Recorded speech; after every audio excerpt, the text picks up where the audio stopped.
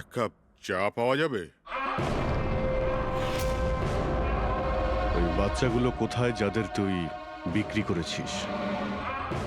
আমি কোনো বাচ্চাকে বিক্রি করিনি। বাচ্চাটা দেশে আছে না বিদেশে আছে? আমার চাটা কোথায় গেল এসিপি স্যার? দেশে নাকি বিদেশে? চুপ! দেখ বালা, ওই বাচ্চাগুলোকে তাদের মা বাবার কাছে পৌঁছে দেবো, আমি কথা দিয়েছি। যদি ওদের কিছু হয় না, তোর অবস্থা আমি এমন করব যেটা তুই স্বপ্নেও ভাবতে পারছিস না।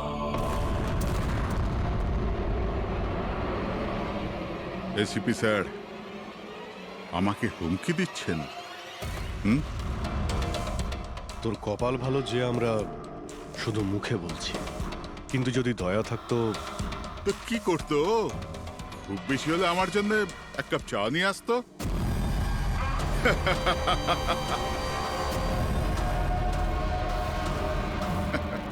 পা নিচে নামা। আরে ম্যাডাম, আপনি আমার জন্য চা বানিয়ে আনুন।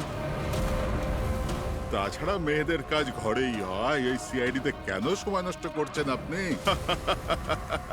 রবি, আর যদি আমার ম্যাডামের হাতের চা ভালো লাগে, হ্যাঁ, তো আমি ওর সাথে বিয়ে করবার ব্যাপারেও ভাবতে পারি। উকিল বাবু, এ কিন্তু বড্ড বাড়াবাড়ি করছে। কি তোর এত সমস্যা হচ্ছে কেন অভি? হ্যাঁ, তোর এই ম্যাডামের সাথে কোনো চক্কর চলছে নাকি রে? এটা কি করলেন আপনি? আমার ক্লায়েন্টের উপর হাত তুললেন আপনি।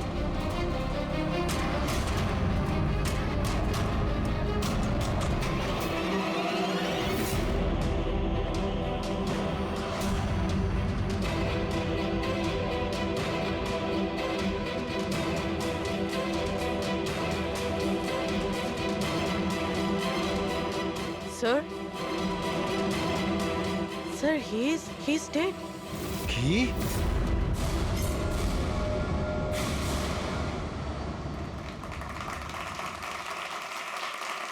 Good evening ladies and gentleman and welcome to প্রশ্ন উত্তর।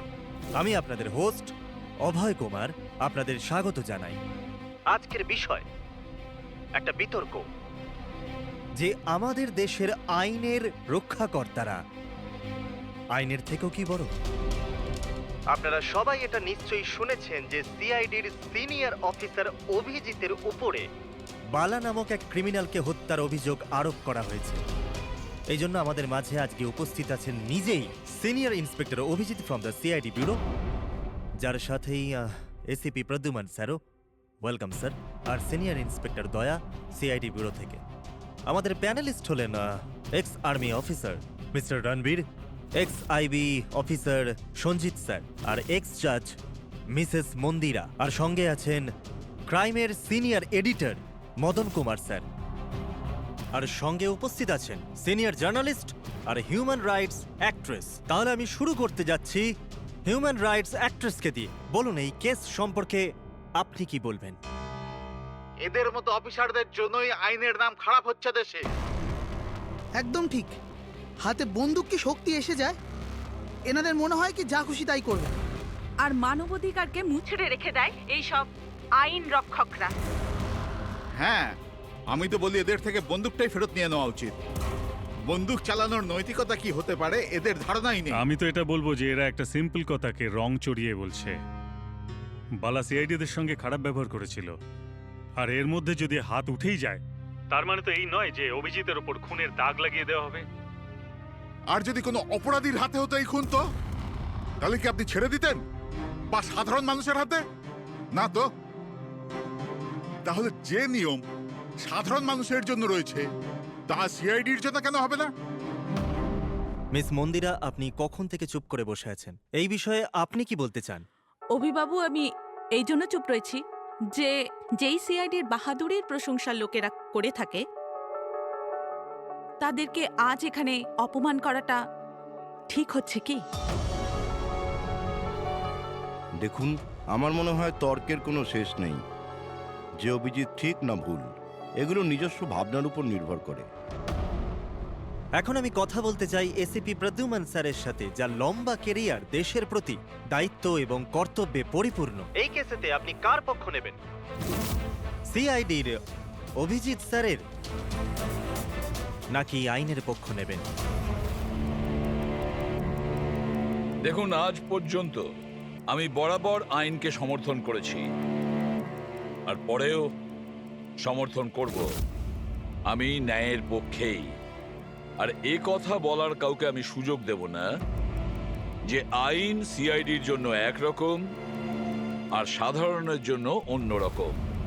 যতক্ষণ না এনকোয়ারি কমিশনের ডিসিশন জানাচ্ছে, ততক্ষণ senior inspector Abhijit CID duty থেকে সাসপেন্ড থাকবে।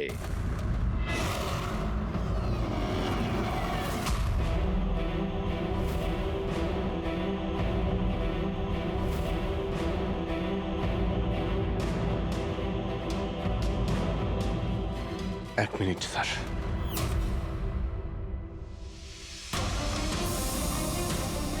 স্যার, আমার ব্যাপারে লোকেরা কি বলল তাতে আমার কিছুই যায় আসে না।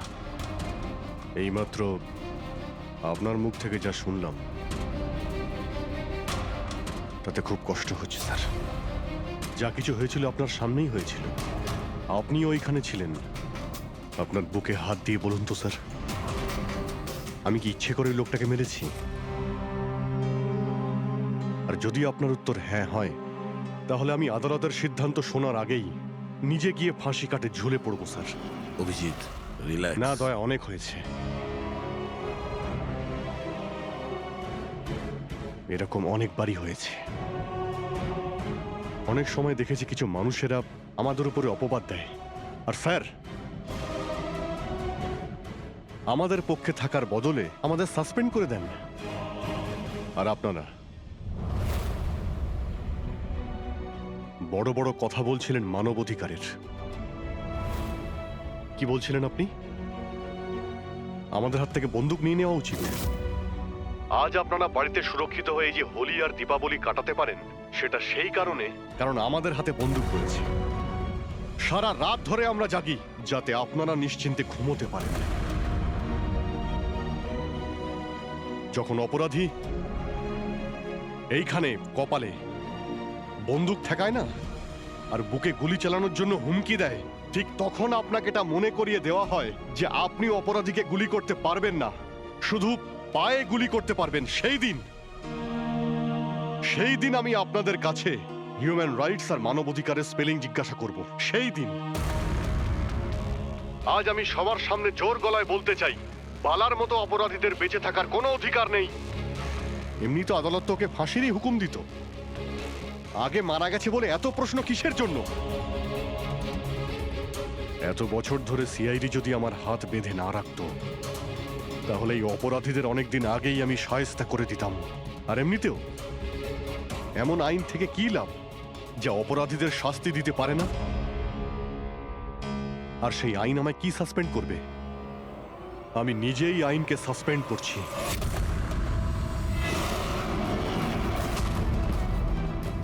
মনে সাহস আর পকেটে রেজিগনেশন নিয়ে আমি সবসময় ঘুরি।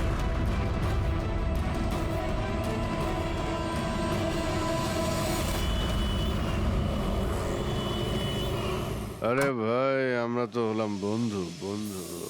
কি চাই বলো তোমার? এই আমার বন্ধুর জন্য সব নিয়ে এসো আজকে, তুমি আর আমি মিলে। এই চল চল। অভিজিৎ, কি হয়েছে কি তোমার? কোন জায়গায় বসে আছো তুমি? আর কি ধরনের লোক আছে সাথে? চলো ওঠো ওঠো, চলো বাড়ি চলো। কোথায় যাব? সিআইডি ব্যুরোই তো আমার বাড়ি ছিল, আর ওখানে যাওয়ার আমার পারমিশন নেই। স্যার, সব ঠিক হয়ে যাবে। আপনি এখান থেকে চলুন। সব ঠিক হয়ে যাবে? এর থেকে আর কি ঠিক হবে? আর এখন আমি সিআইডি অফিসার নই। কোনো হিউম্যান রাইটস, কোনো এনকোয়ারি কমিশন আমার কিছুই করতে পারবে না। সমস্ত অপরাধীদের খুঁজে খুঁজে মারবো আমি। আর তোমরাও আমার কিছুই করতে পারবে না। আর না তোমার ওই এসএপি প্রদ্যুমান। যাও তোমরা ওর কাছেই যাও, তোমাদের মুখ আমি দেখতে চাই না, যাও। অভিজিৎ, তুমি সজ্ঞানে আছো? তুমি জানো তুমি কি বলছো?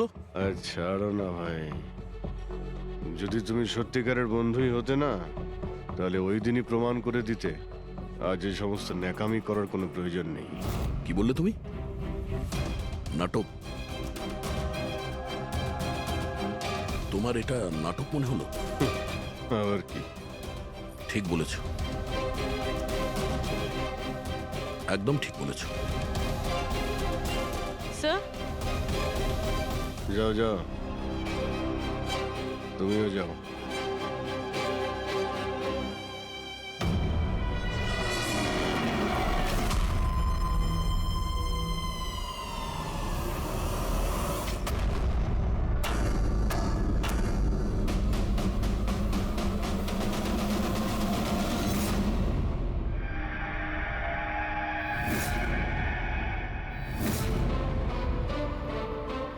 এই, কে এখানে? আমার চোখ কেন বেঁধে রেখেছ? বলো আমাকে, কোথায় নিয়ে এসছো আমাকে? কে তোমরা? এই, বলো আমাকে।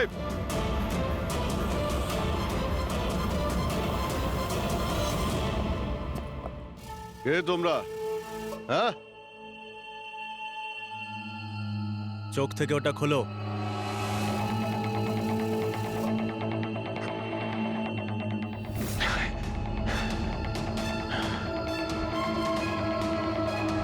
তোমরা জানো কাকে কিডন্যাপ করেছো? একজন সিআইডি অফিসারকে।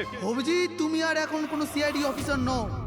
Senior inspector Abhijit CID duty থেকে সাসপেন্ড থাকবে। ভয় পেও না, আমাদের থেকে তোমার কোনো ভয় নেই। আমাদেরকে নিজের বন্ধু ভাবতে পারো। বন্ধু?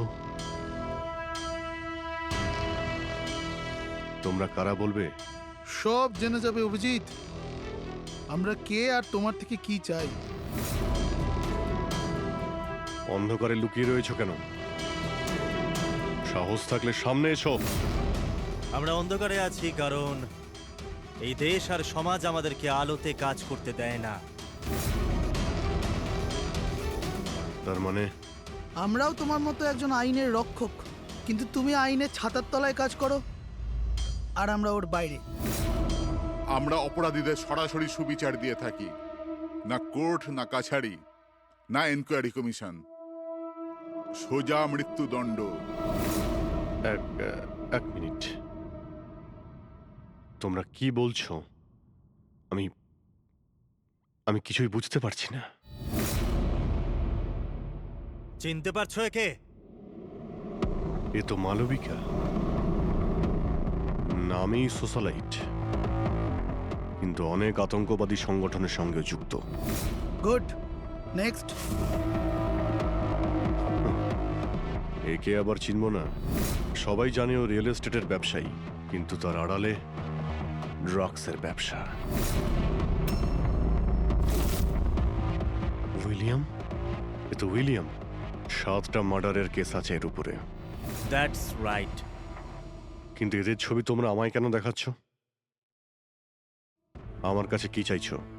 বলবো, প্রথমে তুমি এটা বলো যে যদি তুমি এটা জানতে পারো যে এই অপরাধীদের আইন কখনোই সাজা দিতে পারবে না, তখন তুমি কি করবে? যদি এরা কখনো শাস্তি না পায় তো?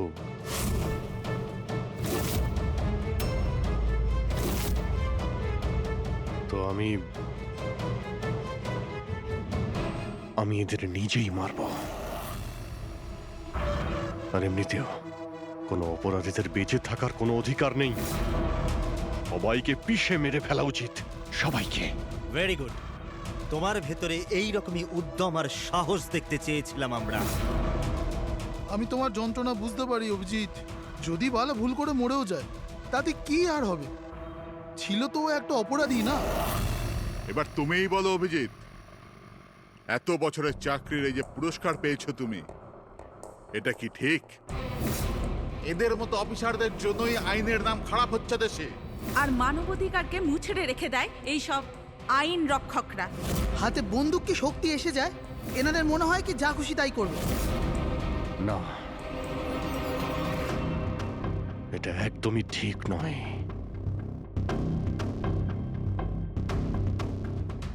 শুধু আমিই জানি সবার সামনে এইভাবে অপমানিত হতে ঠিক কেমন লাগে, কতটা যন্ত্রণা হচ্ছে আমার। আমরা বুঝতে পারছি অভিজিৎ, এই জন্যই তো তোমার দিকে বন্ধুত্বের হাত বাড়াতে চাই। আমাদের গ্যাংয়ের কাজ হলো এই অপরাধীদের শাস্তি দেওয়া, যাদেরকে আদালত খোলা ছেড়ে দিয়েছে। হাত মেলাবে আমাদের গ্যাংয়ের সাথে? এত কি ভাবছো অভিজিৎ? আমাদের সঙ্গে থাকবে নাকি ওই সিস্টেমের সাথে, যে অজান্তে হওয়া একটা ঘটনার জন্য তোমাকে শাস্তি দিয়েছে? আমি জানি না যে তোমরা কারা, তবে লড়াই যখন অপরাধ আর অপরাধীদের বিরুদ্ধে, তখন আমার উত্তর সবসময় হ্যাঁ। কিন্তু এর প্রথমে তোমাকে বিশ্বস্ততার পরীক্ষা দিতে হবে। বিশ্বস্ততার পরীক্ষা? এই লোকটাকে গগন, যে 5 জন মহিলাকে খুন করেছে, আর আদালত একে মানসিক ভারসাম্যহীন হিসেবে মুক্তি দিয়ে দিয়েছে। নাও রিভলভার আর চালাও গুলি।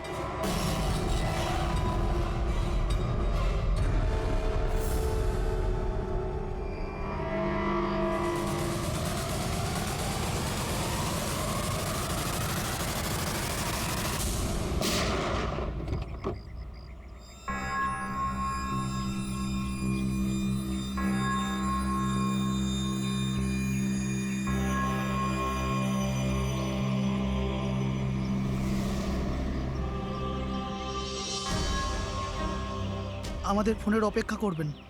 আর হ্যাঁ, যা আপনার অসুবিধা হলো না, ওর জন্য সরি। আর একটা কথা মাথায় রাখবেন, ফোন সবসময় নিজের সাথে রাখবেন। যদি বাথরুম যেতে হয় তবেও।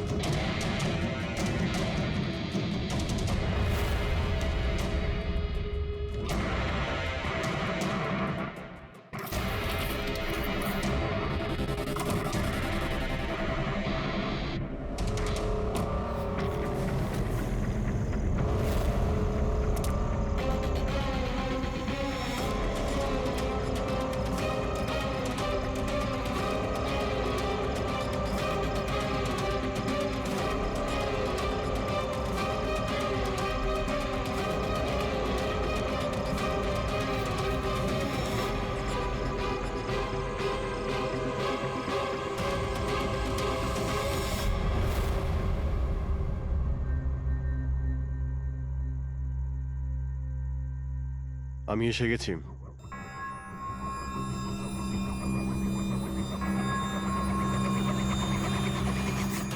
আমাদের সন্দেহই ঠিক। মানে যে গল্পটা আমরা ফেদেছিলাম সেটা বিশ্বাস করেছে ওরা। এটা তো হওয়ারই ছিল। যে জালে ওরা ফেসেছে সেটার প্ল্যান আমরা 1 মাস আগেই করেছিলাম। তবে স্যার, এত নামী অপরাধীদের একের পর এক খুন হওয়া, এটা কোনো কোইন্সিডেন্স হতে পারে না। স্যার, এই সমস্ত অপরাধীদের নতুন শত্রু কে এসছে? সেটাই তো আমি ভাবছি দয়া। এই 5 জনের একটা শত্রু থাকবে সেটা সম্ভব নয়। কিন্তু স্যার, আলাদা আলাদা থাকলে তারা একসাথে হামলা করলো কিভাবে? পুরবি লোকগুলো আলাদা হতে পারে, কিন্তু গ্যাং একটাই, মোটিভও একটাই, খারাপ মানুষগুলোকে শেষ করা। কিন্তু আইনকে নিজের হাতে নিয়ে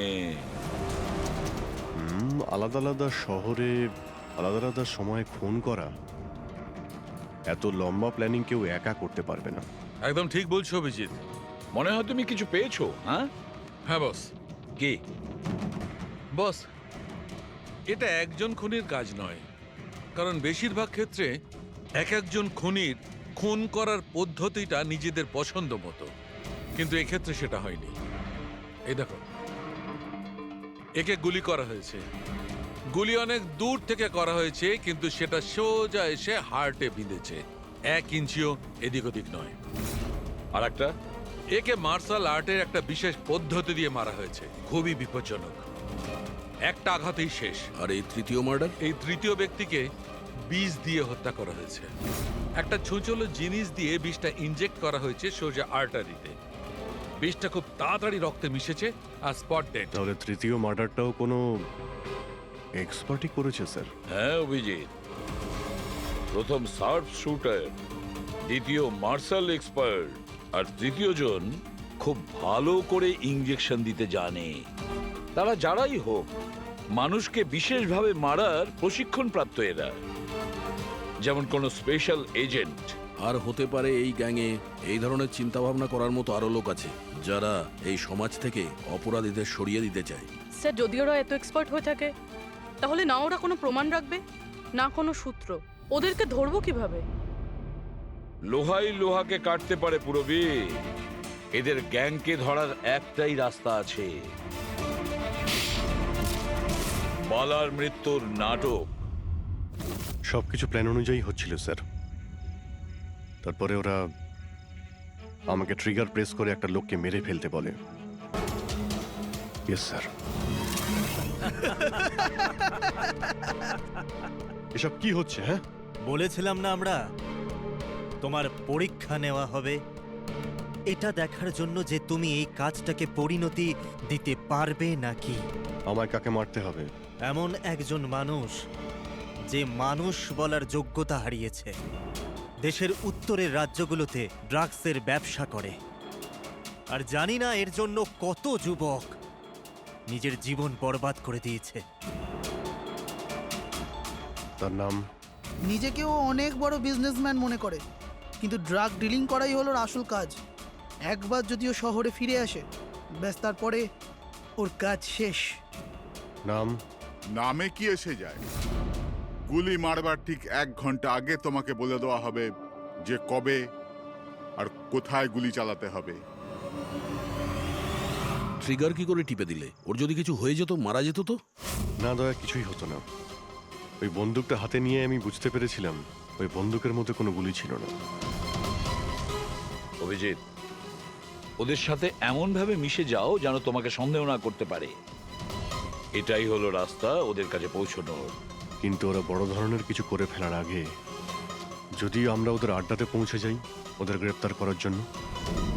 কিন্তু ওদের আড্ডায় পৌঁছাবো কি করে? তোমার চোখে তো পট্টি বাঁধা থাকে। চোখ বাঁধা ছিল, কিন্তু দয়া, ওদের আড্ডা থেকে বাড়ি পৌঁছানো পর্যন্ত আমি রাস্তাগুলো ভালো করে ফিল করেছি। আর যা কিছু আমার মনে হয়েছিল সব পেন ড্রাইভে রেকর্ড করেছি। এগুলো আমার জামা কাপড় আর জুতো। যদি এর থেকে কিছু সাহায্য পাওয়া যায় ওদের আড্ডায় পৌঁছানোর জন্য। স্যার, যা করতে হবে তাড়াতাড়ি করতে হবে। যে কোনো সময় আমার কাছে ফোন আসতে পারে ওই ড্রাগ ডিলারকে মারার জন্য। আর আমি এই ধরনের কাজ করতে চাই না যার পারমিশন আইন আমাকে দেয় না। যতক্ষণ আইন না বলছে আমরা কাউকে মেরে ফেলতে পারি না, সে কোনো বড় অপরাধী হলেও।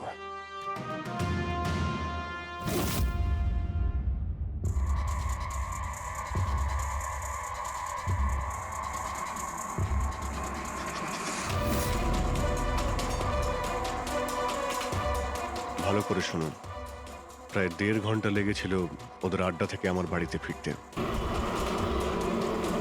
গাড়ির স্পিড 60-এর উপরে যায়নি। 15 মিনিট গাড়ি ট্রাফিক জ্যামে আটকে ছিল। 10-15, আর ঠিক ওই সময় কাউকে শ্মশানে নিয়ে যাওয়া হচ্ছিল। আর হ্যাঁ, যখন আমি আড্ডা থেকে বেরিয়েছিলাম তখন ওখানে কোনো মন্দিরে আরতি হচ্ছিল যা মাইকে বাজছিল। প্রায় সব মিলিয়ে 6টা সিগন্যালে গাড়ি দাঁড়িয়েছিল আর প্রায় 5টা ফ্লাইওভার ছিল। প্রত্যেকটা ফ্লাইওভার ক্রস করতে 40 থেকে 50 সেকেন্ড লেগেছিল। রেলওয়ে স্টেশন, একটা ফ্লাইওভারের নিচে রেলওয়ে স্টেশন ছিল যেখানে ট্রেনের অ্যানাউন্সমেন্ট হচ্ছিল। স্যার হ্যাঁ বলো। এই দেখুন স্যার, এই দেখুন অনিকেত কুমার স্যার। সিবিআই 2 দিন আগেই ওর সঙ্গে কথাবার্তা বলেছে। স্যার দেশে অনেক জায়গায় ও ড্রাগসের ব্যবসা করে। এখন কোথায়? ফ্রেডি স্যার দেখছেন স্যার। স্যার হুম। এটা প্যাডি, ধান। ও ধান, ওই যে তুমি অভিজিতের জামা থেকে যে সুতোটা এনেছিলে সেইটা একটা বস্তা সুতো, পাটের বস্তা। তাহলে ধান আর পাটের সুতো, তার মানে হচ্ছে এটা কোনো গোডাউন, কোনো একটা গোডাউনকে আস্তানা বানিয়েছিল ওরা। এমন একটা গোডাউন যেখানে সবজি বিক্রি হয় অথবা কোনো ধানের কল। স্যার স্যার এই রুটটা নিয়েছে এরা। রুটটা সেই রকমই যেরকম অভিজিৎ স্যার বলেছে। আমার মনে হয় এটাই। গুড জব পুরবি। হ্যাঁ ডক্টর সালুকে, কি অভিজিৎকে আনাজের গুদামে রাখা হয়েছিল? অনিকেত আজকে সকালেই গ্রিস থেকে ফিরেছে, এখন অব্দি অফিসেও যায়নি। আচ্ছা, গ্যাং থেকে ফোন আসবে অভিজিতের কাছে, আসবে ফোন।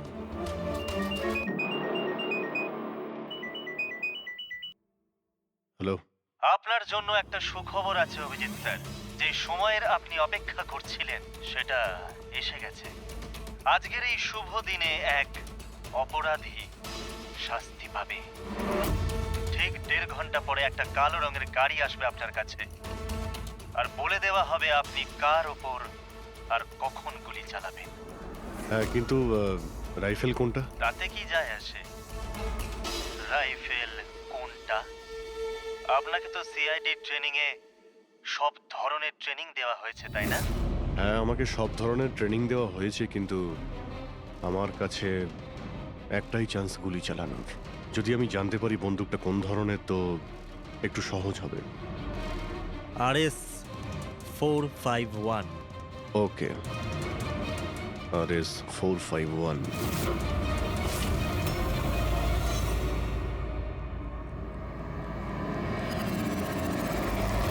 এটা কি বলছেন আপনি? আমার মৃত্যুর ভয় রয়েছে? তাহলে আমি যাবই না কোথাও, ঘরের মধ্যেই লুকিয়ে বসে থাকবো আমি। সমস্ত মিটিং ক্যান্সেল। অনিকেত, বাড়িতে লুকিয়ে থাকলে কোনো লাভ হবে না। ওরা প্ল্যান করে বসে আছে তোমাকে মারার জন্য। ওরা তোমাকে মেরেই ফেলবে। আপনারা কিছু করুন না, আপনারা সিআইডির লোক, বাঁচান আমাকে। বাঁচাবো আমরা তোমাকে। আর এবার গুলি আমাদের অফিসার তোমাকে করবে। তোমার জামার ভেতরে একটা বুলেট প্রুফ জ্যাকেট থাকবে আর কিছু রক্তের প্যাকেট। কিন্তু স্যার লক্ষ্য এদিক ওদিক হয়ে গেলে, যদি গুলি মাথায় লেগে যেত? কিচ্ছু হবে না, কারণ গুলিটাও নকল থাকবে। আর হ্যাঁ, তুমি তোমার কর্মফল ভোগ করবে। তোমাকে শো করে ওই মাস্টার মাইন্ডকে আমরা আগে ধরবো। এবারে বলো, মিটিং এর জন্য কোথায় যাচ্ছিলে তুমি? পরের মিটিং 1 ঘন্টার মধ্যেই হবে। এই মলের বাইরে একটা লঞ্চে হবে। মলের বাইরে? হ্যালো, আমার মনে হচ্ছে মিশনটা ক্যান্সেল করতে হবে। কিন্তু কেন? বালা বেঁচে আছে।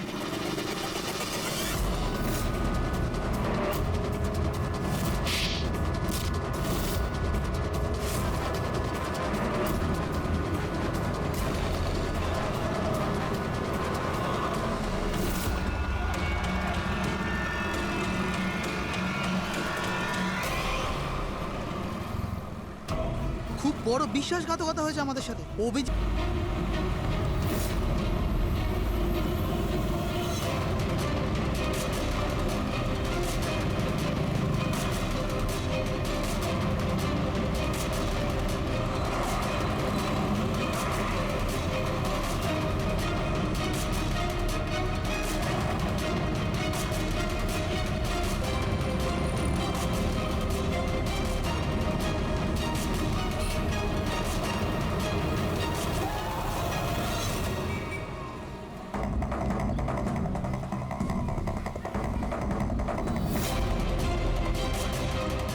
এখানে ওই লোকটা আসতে চলেছে।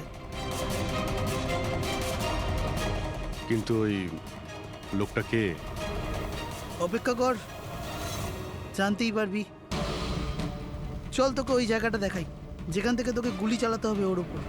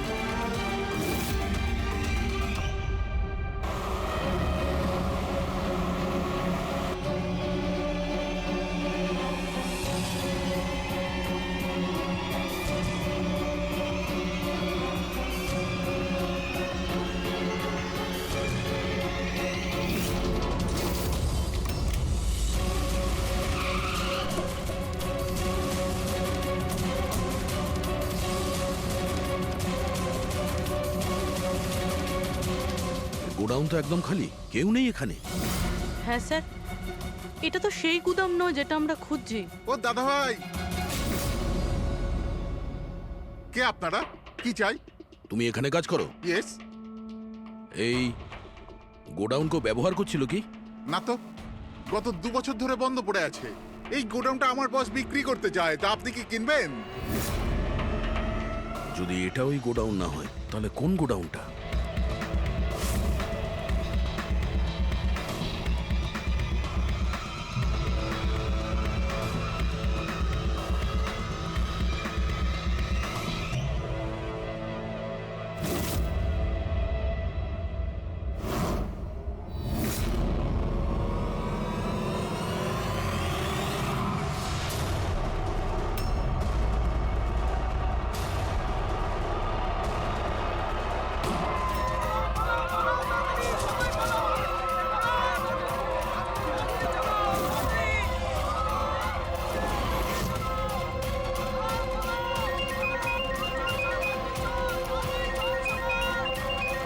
হ্যালো। অভিনন্দন অভিজিৎ, তোমার সাফল্যের জন্য। Aniket is finished. এবার দেখা করে অভিনন্দন জানাবো তোমাকে। ঠিক আছে, আসছি আমি।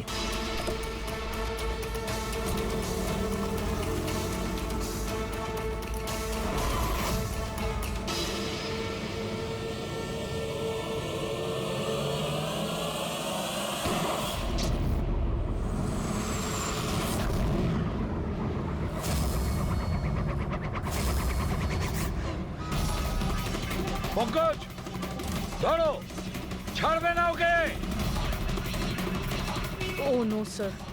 কি হয়েছে? স্যার আমি একটা ভুল করে ফেলেছি, ওই তিলকনগরের গুদামটা মিস করেছি। স্যার এই দেখুন স্যার, ওখানেও একটা মন্দির আছে, শ্মশান আছে, ফ্লাইওভার আছে আর রেলওয়ে ট্র্যাক। আচ্ছা, ওই গোডাউনটা না তো? কত দূর এখান থেকে? স্যার ট্রাফিক জ্যাম নিয়ে 40-45 মিনিট লাগবে।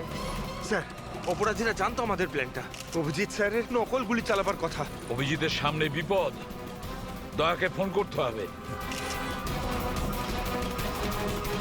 দয়া, দেখো অনিকেতকে কেউ গুলি করেছে, আসল গুলি। হ্যাঁ, অভিজিতের সামনে বিপদ। ওদের আড্ডা জানতে পেরেছো? না স্যার, খুঁজছি। তাড়াতাড়ি তাড়াতাড়ি দয়া, আমাদের হাতে টাইম নেই।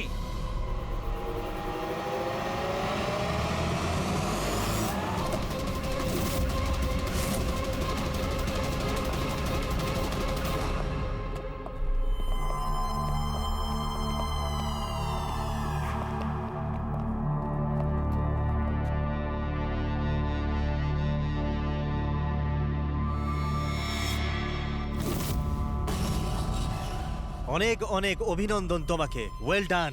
অনিকেতের মৃত্যুর খবর প্রত্যেকটা নিউজ চ্যানেলে দেখাচ্ছে, আর এখন তুমি আমাদের বিশ্বাস জিতে নিয়েছো। এই জন্য এখন অন্ধকার থেকে আলোতে এসে তোমার সাথে নিজেদের পরিচয় করাবো।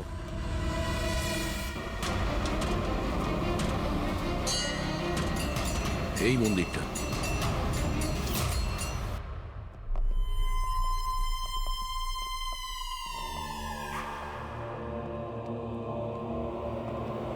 আমাদের প্যানেলিস্ট হলেন ex IB officer Sanjit sir,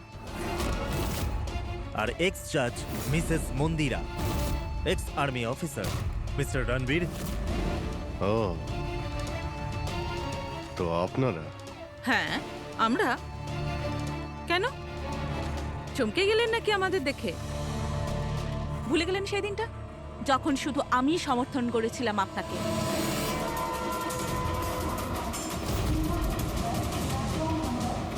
এই হচ্ছে রেলওয়ে স্টেশন। অভিজিৎ, আমাদের সবাইকার লক্ষ্য এক, অন্যায় সাফ করা। কিন্তু আপনাদের চতুর্থ সঙ্গী, ওনার কি হয়েছে? উনি কেন সামনে আসছেন না? আমি সামনে আসবো না, কারণ তুমি একজন বিশ্বাসঘাতক।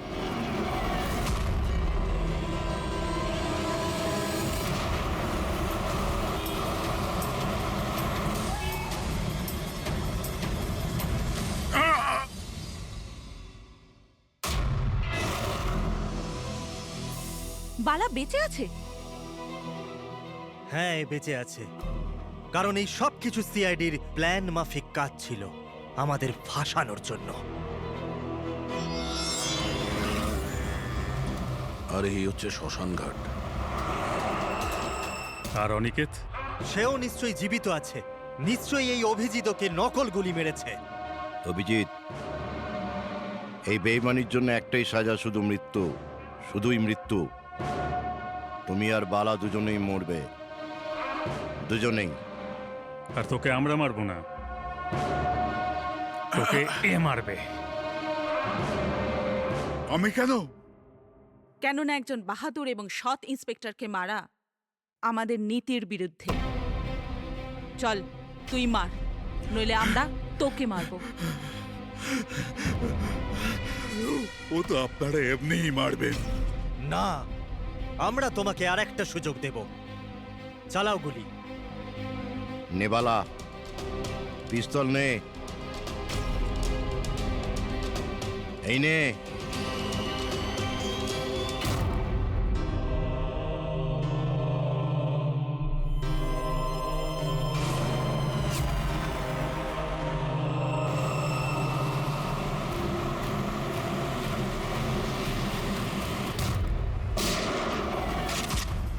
কেউ পালাবে না। চল। আমি আপনাদের হোস্ট অভয় কুমার। আমরা যা করেছি তাতে আমাদের কোনো আফসোস নেই। আমরা তো দেশের জন্য কিছু করতে চেয়েছিলাম, যেরকম আপনারা করে থাকেন। দেশের জন্য কিছু করা তো গর্বের বিষয়, কিন্তু তোমরা যে পথ বেছে নিয়েছো সেটা ভুল পথ, আইনের বিরুদ্ধে। তাহলে আইনই বা কোথায় 100% পারফেক্ট? এটা তো সেই আইনই যেটা থাকা সত্ত্বেও এত অপরাধী সমাজে মুক্ত হয়ে ঘুরছে। ওই অনিকেতকেও আপনি বাঁচিয়ে নিয়েছেন, তাই না? হ্যাঁ, অনিকেতকে আমরাই বাঁচিয়েছি, শুধু গুলি থেকে, আইন থেকে নয়, বুঝেছেন? আর যদি পারফেকশনের কথাই বলেন, তো 100% পারফেক্ট কিছুই হয় না, সেটা করতে হয়। আপনাদের এই চিন্তা ভাবনা কি পারফেক্ট? এর কোন গ্যারান্টি আছে যে এই সব কিছু করার সময় তোমরা শুধু অপরাধীদেরই মেরেছ, নির্দোষ কাউকে নয়? আর সেই আদালতের কাছে নিজের অভিযোগ জানিও, সেই আদালতকে যাকে তোমরা অশ্রদ্ধা করতে, আর সেই আদালতই তোমাদেরকে সংশোধন করবে। তারপরেই তোমরা বুঝবে যে দেশের আইনের মর্যাদা কিভাবে দিতে হয়। কেসটা খুবই জটিল ছিল স্যার। হ্যাঁ, আবার অপরাধীও ধরা পড়েছে। আরো একটা কেস ক্লোজ। তোমরা কি বাড়ি যাবে না নাকি? কিন্তু এখনো একজন অপরাধীকে ধরতে বাকি আছে। কি দয়া? Hello CID. কে আপনারা? কি চাই এখানে? আমি বিক্রম, ক্রাইম টিম থেকে। আমাকে এখানকার তল্লাশি নিতে হবে। এই হলো সার্চ ওয়ারেন্ট। তল্লাশি?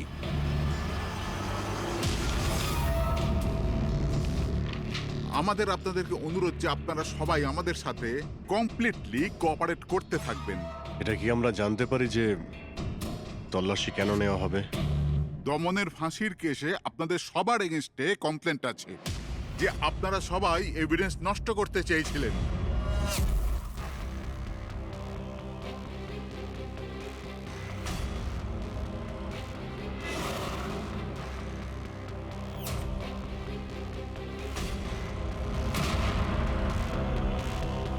তল্লাশি শুরু করো। আপনাদের সবার ফোন রেকর্ড চেক করা হচ্ছে আর আপনাদের সবার উপরে কড়া নজর থাকবে।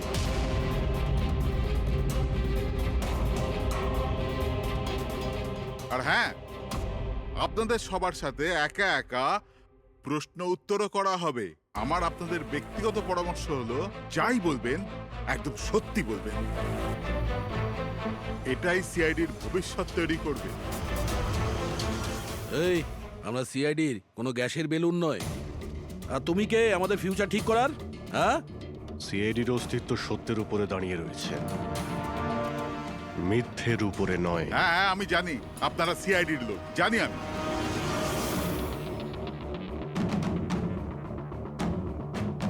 কিন্তু আপনারা যেই হন, আইনের ওপরে কিন্তু নয়। আর এখন সময় চলে এসেছে আপনাদের আইনটা মনে করা দরকার। হ্যাঁ, সেটা আমরা জানি যে আইনের ঊর্ধ্বে আমরা নই, আর আমরা আইনের সুরক্ষা করি, আইনের রক্ষাকর্তা আমরা সিআইডি। আর গর্ব করে আমরা বলি